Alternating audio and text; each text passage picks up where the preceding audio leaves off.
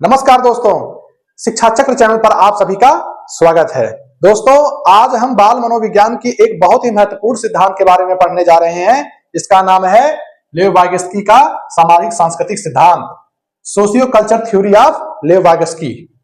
लेव वाइगस्की एक प्रसिद्ध रूसी वैज्ञानिक थे जिन्होंने बच्चों के संज्ञानात्मक विकास के क्षेत्र में महत्वपूर्ण शोध किए। जैसे जीन पियाजे ने संज्ञानात्मक विकास के क्षेत्र में कार्य किया था, उन्हीं के समकक्ष रूस के एक मनोवैज्ञानिक थे लेव वाइगस्की। उन्होंने भी बच्चों के संज्ञानात्मक विकास से संबंधित बहुत से शोध किए। इनका सामाजिक सांस्कृतिक सिद्धांत बच्चों के संज्ञानात्मक तथा बौद्धिक विकास से संबंधित है। इस सिद्धांत के अनुसार बच्चे का संज्ञानात्मक विकास मुख्य रूप से सामाजिक अंतःक्रिया, भाषा और संस्कृति के माध्यम से होता है। इसीलिए इनके सिद्धांत को हम सामाजिक सांस्कृतिक सिद्धांत कहते हैं।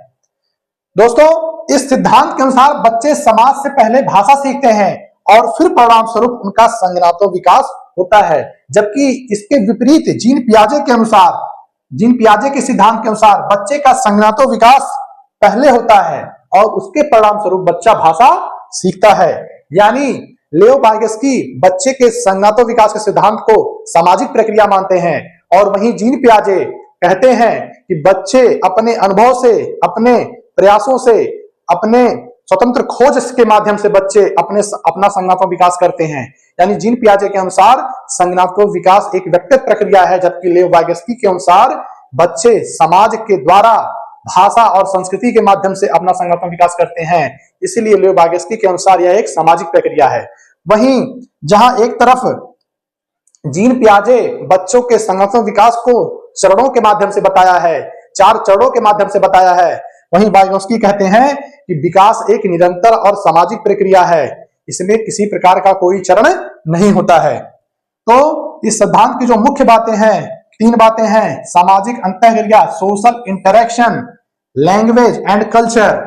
तो बच्चों, अगर कहीं भी सीटेट या यूपीटेट के बाल विकास के पेपर में कहीं भी अगर सोशल इंटरेक्शन, लैंग्वेज या कल्चर की बात की जा रही है, तो यानी कि वहां पर संज्ञानात्मक विकास के सामाजिक सांस्कृतिक सिद्धांत की बात की जा रही है। अगर वहां पर बच्चे के द्वारा खुद के प्रयासों से सीखने की बात की जा रही है, बच्चे के द्वारा स्वतंत्र खोज की बात की जा रही है, बच्चे के द्वारा स्वयं निर्देशित होने की बात कही जा रही है, तो वो पियाजे का संज्ञानात्मक सिद्धांत की बात हो रही है। लेकिन अगर सामाजिक अंतःक्रिया, भाषा या संस्कृति की बात की जा रही है, तो वह सामाजिक सांस्कृतिक सिद्धांत की बात की जा रही है, जिसको किसने प्रतिपादित किया था? लेव वाइगस्की ने प्रतिपादित किया था, जो कि रूस के एक बहुत ही प्रसिद्ध मनोवैज्ञानिक थे, जिन्होंने बच्चों के संज्ञानात्मक विकास के क्षेत्र में बहुत ही महत्वपूर्ण शोध किए हैं। तो बच्चों, आइए देखते हैं कि इस सामाजिक सांस्कृतिक सिद्धांत के कौन कौन से मुख्य घटक हैं, कौन कौन से मुख्य तत्व हैं, जिनसे सीटेट और यूपीटेट जैसी परीक्षाओं में प्रश्न अक्सर पूछे जाते हैं। देखते हैं सामाजिक सांस्कृतिक सिद्धांत के प्रमुख घटक। पहला घटक है सामाजिक अंतःक्रिया, सोशल इंटरेक्शन। वाइगस्की ने यह तर्क दिया कि बच्चों का संज्ञानात्मक या बौद्धिक विकास सामाजिक अंतःक्रिया, सोशल इंटरेक्शन के माध्यम से होती है। उनके अनुसार जब बच्चे अपने से अधिक ज्ञान रखने वाले व्यक्ति, उन्होंने एक टर्म दिया इसके लिए, मोर नॉलेजेबल अदर, MKO। उन्होंने अधिक ज्ञान रखने वाले व्यक्ति को क्या कहा? MKO कहा, मोर नॉलेजेबल अदर कहा। ये टर्म याद रखिएगा, ये टर्म जो है लेव वाइगस्की ने दिया था, MKO का, मोर नॉलेजेबल अदर, अधिक ज्ञान रखने वाले व्यक्ति। उनके अनुसार जब बच्चे अपने से अधिक ज्ञान रखने वाले व्यक्ति, मोर नॉलेजेबल अदर, MKO, जैसे माता पिता, शिक्षक, भाई बहन या समाज के अन्य लोगों के साथ संवाद करते हैं, बातचीत करते हैं, अपने से अधिक, बच्चा है अपने से अधिक ज्ञान रखने वाले व्यक्ति से, चाहे वो माता पिता हो, चाहे वो शिक्षक हो, चाहे भाई बहन हो, चाहे समाज के अन्य लोग हो, जब उनसे वो संवाद करता है तो वह नई चीजें सीखता है और धीरे धीरे अपने संज्ञानात्मक क्षमताओं को विकसित करता है। तो लेव वाइगस्की के सामाजिक सांस्कृतिक सिद्धांत का जो पहला घटक है, सोशल इंटरेक्शन, वो यही है कि बच्चा जब MKO से मिलता है, मोर नॉलेजेबल अदर, अधिक ज्ञान रखने वाले व्यक्ति से मिलता है और उससे बातचीत करता है, तो नई चीजें सीखता है और अपना संज्ञानात्मक विकास करता है। दूसरा घटक है भाषा, लैंग्वेज।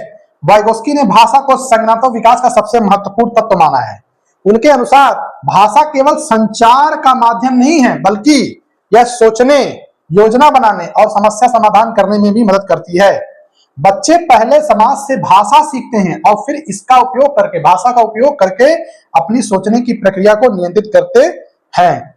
देखिए, तो वाइगोत्स्की कहते हैं कि जो भाषा है, भाषा एक बहुत ही महत्वपूर्ण घटक है, बहुत ही महत्वपूर्ण तत्व है किसी बच्चे के संज्ञानात्मक विकास करने में।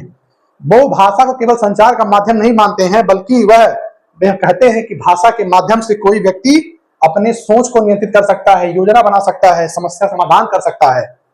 बच्चे पहले समाज से भाषा सीखते हैं और फिर उसी का प्रयोग करके अपने सोच को नियंत्रित करते हैं, अपना संज्ञानात्मक विकास करते हैं। उन्होंने भाषा को 3 चरणों में बांटा है। देखते हैं वो 3 से तीनों चरण कौन कौन से हैं।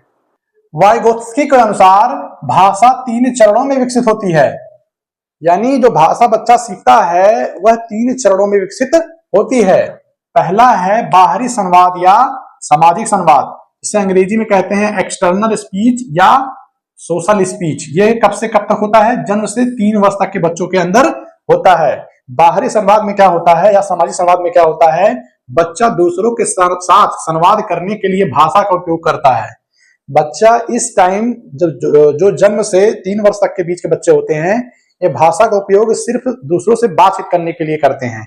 यानी किसी सामान को मांगने के लिए, मुझे ये दे दो, मुझे वो चाहिए, मुझे ये चाहिए, यानी कि मुझे पानी चाहिए, मुझे दूध पीना है, इस तरह के जो संवाद होते हैं वो क्या होते हैं? सिर्फ दूसरों के साथ बातचीत करने के लिए भाषा का उपयोग बच्चे करते हैं जन्म से 3 वर्ष तक। फिर आता है निजी संवाद, प्राइवेट स्पीच। यह 3 से 7 वर्ष के बच्चों के अंदर पाया जाता है। अब क्या होगा? पहले बच्चा जो था बाहरी संवाद कर रहा था, लोगों से सिर्फ बात करने के लिए भाषा का प्रयोग कर रहा था। अब वो प्राइवेट स्पीच है, वो स्वयं से ही बातें करने लगेगा। 3 से 7 वर्ष तक के बच्चे जो होते हैं वो खेलते खेलते क्या होते हैं, आप अपने खुद से बातें करते हैं कि मैं भी एक खिलौना यहाँ रखूंगा, मैं इसको ये करूंगा। वो खुद से बातें करना प्रारंभ कर देते हैं, बच्चे स्वयं से बातें करते हैं। और यही निजी संवाद क्या होता है, आगे चलकर आंतरिक विचारों में परिवर्तित हो जाता है।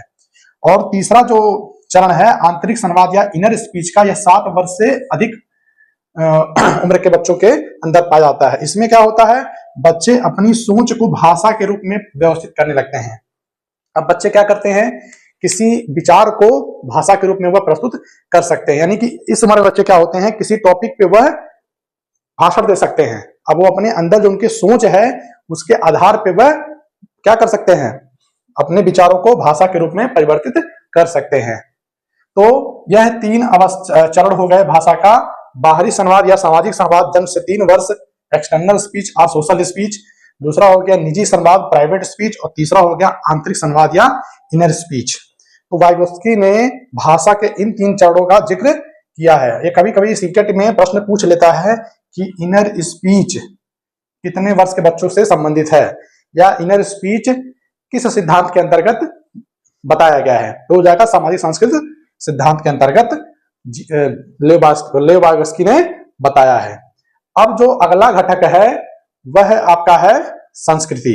अगला घटक है संस्कृति या कल्चर।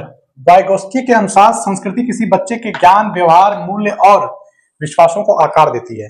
बच्चे अपनी संस्कृति में प्रवृत्त रीति रिवाजों को सीखकर मानसिक विकास करते हैं। जैसे भारत में बच्चा नमस्ते करना, बड़ों का आदर करना, त्योहार मनाना आदि अपनी संस्कृति से ही सीखता है। यानी वाइगोत्स्की कहते हैं कि जो कल्चर होता है, कल्चर का प्रभाव बच्चे के संज्ञानात्मक विकास पर पड़ता है। फिर वाइगोत्स्की ने एक अवधारणा और दी थी, जेड-पीडी की अवधारणा, जोन ऑफ प्रॉक्सिमल डेवलपमेंट, निकटस्थ विकास क्षेत्र की अवधारणा भी दी है।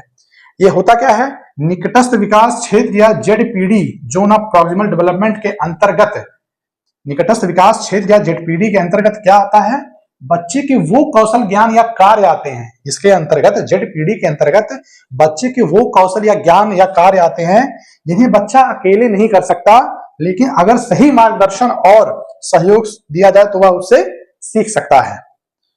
उदाहरण के लिए, बच्चे को साइकिल चलानी नहीं आती है, लेकिन अगर कोई पकड़ ले, सहयोग सहायता कर दे उसकी, तो साइकिल चला लेता है और फिर धीरे धीरे धीरे धीरे वह बिना सहयोग के साइकिल चलाना सीख जाता है। बच्चे को स्कैफोल्डिंग के माध्यम से जेड-पीडी से बाहर निकाल सकते हैं। तो लेव वाइगोत्स्की ने एक शब्द का प्रयोग किया है बहुत ज्यादा, स्कैफोल्डिंग। स्कैफोल्डिंग क्या मतलब, क्या होता है? यहाँ स्कैफोल्डिंग का मतलब सिर्फ एक ही है।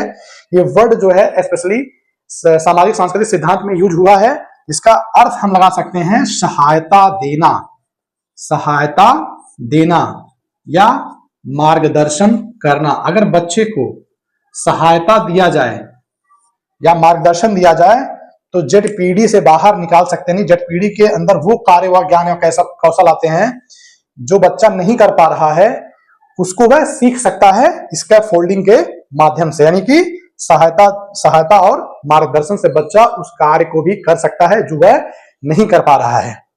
तो ये सारी जो मुख्य मुख्य बातें थी हमने आपको सामाजिक सांस्कृतिक सिद्धांत के बारे में बता दिया है। और मैं अलग से एक और मैं वीडियो बनाऊंगा सिर्फ जेड पीढ़ी और स्कैफोल्डिंग के बारे में, इसको मैं विस्तार से आपको बताने की कोशिश करूंगा। उम्मीद करते हैं कि लियो वाइगस्की का सामाजिक सांस्कृतिक सिद्धांत आपको अच्छे से समझ में आया होगा। अगर आपको ये वीडियो अच्छा लग रहा है तो इसे लाइक करिए, हमारे चैनल को सब्सक्राइब करिए ताकि और भी जो वीडियो आए वो आप उसको देख पाएं, और अपने दोस्तों को हमारा ये वीडियो शेयर करिए। Thank you.